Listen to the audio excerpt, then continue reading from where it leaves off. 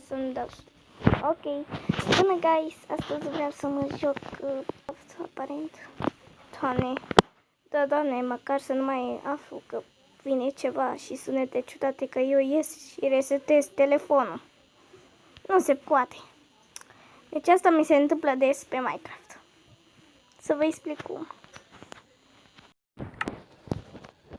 Mă jucăm pe serverul ăsta, pe creativ.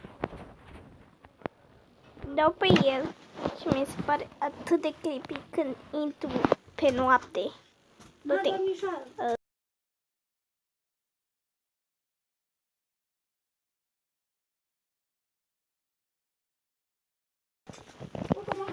Nu mai vreau urât.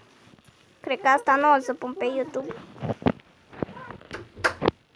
Clar. Nu o să pun asta pe YouTube.